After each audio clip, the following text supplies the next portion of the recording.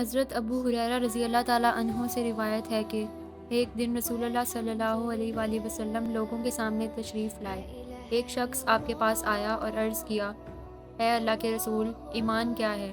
آپ صلی اللہ علیہ وآلہ وسلم نے فرمایا، ایمان یہ ہے کہ تم اللہ پر ایمان لاؤ، اس کے فرشتوں پر، اس کی کتابوں پر، اس کی ملاقات یعنی قیامت کے دن پر، اس کے رسولوں پر، اور تم مرنے کے بعد دوبارہ زندہ ہونے پر ایمان لاؤ۔ اس نے پھر پوچھا، اے اللہ کے رسول، اسلام کیا ہے؟ آپ صلی اللہ علیہ وآلہ وسلم نے فرمایا، اسلام یہ ہے کہ تم اللہ کی عبادت کرو، اس کے ساتھ کسی کو شریک نہ ٹھہراؤ، فرض نماز قائم کرو، زکوٰۃ ادا کرو اور رمضان کے روزے رکھو۔ اس نے پھر پوچھا، اے اللہ کے رسول، احسان کیا ہے؟ آپ صلی اللہ علیہ وآلہ وسلم نے فرمایا، احسان یہ ہے کہ تم اللہ کی عبادت اس طرح کرو گویا تم اسے دیکھ رہے ہو، اور اگر تم اسے نہیں دیکھ سکتے تو یقین رکھو کہ وہ تمہیں دیکھ رہا ہے۔ اس نے پھر پوچھا، اے اللہ کے رسول، قیامت کب آئے گی؟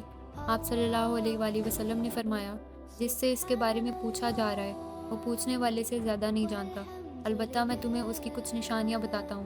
جب لونڈی اپنے مالک کو جنم دے گی، اور جب ننگے پاؤں ننگے بدن والے لوگ یعنی غریب چرواہے لوگوں کے سردار بن جائیں گے، اور جب سیاہ اونٹوں کے چرواہے اونچی اونچی عمارتیں بنانے میں فخر کریں گے۔